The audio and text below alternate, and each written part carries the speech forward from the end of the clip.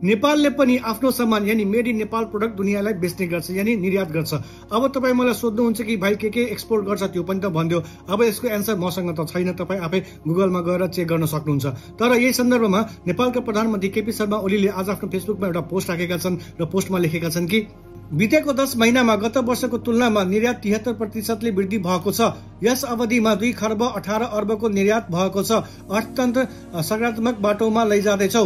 अब यस पोस्टमा एउटा पिक्चर पनि राखेका छन्। पिक्चरमा हेर्न सक्नुहुन्छ प्रधानमन्त्री केपी शर्मा ओलीले नमस्कार गर्दैछन् अनि ब्याकग्राउन्डमा हेर्न सक्नुहुन्छ लेखिएको छ कि history made in Nepal made for the world. 10 महिनामा कीर्तिमान निर्यात 2 खर्ब 18 अर्ब वृद्धि भनेको 73% गत वर्षको 10 महिनाको तुलनामा।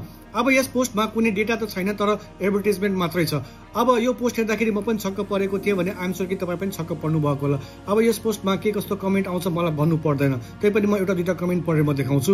अब एकजना लेखेका छन् कि नेपालको सार्वजनिक ऋण 26 खर्ब 22 अर्ब 40 करोड रुपियाँ पुगेको छ, अर्थात् हरेक एकजनाको भागमा लगभग 90,000 रुपियाँको ऋण रहेको छ। यो दिनको लागि सम्माननीय प्रधानमन्त्रीज्यूलाई धेरै धेरै धन्यवाद। अब त्यसै गरी अब तपाईहरू जस्तो नेताले निर्यात नगरेसम्म यो देश बन्दैन जस्तो छ सम्माननीय प्रधानमन्त्रीज्यू। त्यस्तै गरी एकजना लेखेका छन् कि how about inflation just showing export data if it is authentic then have to show product chart and their percentage which make more senses। त्यो पनि सही हो। उपलब्धिहरूको पोस्ट होइन, जनताको जीवनमा परेको प्रभावबाट नै नेतृत्वको मूल्याङ्कन हुन्छ। नागरिकहरूले अनुभूति गरेको परिवर्तनहरू नै वास्तविक उपलब्धि हुन्। त्यसैले पोस्ट भन्दा पनि परिणाममा केन्द्रित हुनु आजको आवश्यकता हो। Great work, congratulation. सबैभन्दा बढी मान्छे निर्यात होला होइन बा। त्यस्तै गरेर हार्दिक बधाई। सबै कुरा नकारात्मक मात्रै सोच्ने समाजको विकास भयो। त्यस्तै गरेर अब त्यो हिसाबले युवा शक्तिलाई कति प्रतिशतले बाहिरिनबाट रोक्नु भयो। निर्यात के को भयो सम्माननीय प्रधानमन्त्रीज्यू। Don't give negative feedback, keep supporting until 2084। के त्यस्तो हाम्रो देशबाट निर्यात भएछ 73%ले वृद्धि हुने गरी खाडीमा युवा शक्ति कि अरू नै उत्पादनशील वस्तुहरू। यसो समाचारको लिङ्क राखिदिनु भएको भए राम्रो हुने थियो। बाको कारखानामा बनेको सामान बाले नै विदेशमा ग्राहक खोजेर निर्यात गरिदिने व्यवस्था भएको छ अरे। सुखद खबर, बितेको 10 महिनामा गत वर्षको तुलनामा युवा निर्यात 73% वृद्धि भएको छ।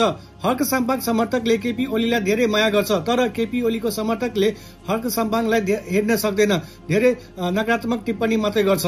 दिनौ 10,000 नेपाली जनताहरू वैदेशिक रोजगारको लागि खाडी मुलुकमा जाने गरेका छन्। यिनीहरूलाई नेपालमै रोजगारीको सृजना गर, आयात निर्यातका कुरा नगर केपी बारे। गाली दिन मन थियो, फेरि तपाईँका नातिहरूले रिप्लाई दिने काम पाउँछन् भनेर गरिन। Good news KP Oli, I love you रे।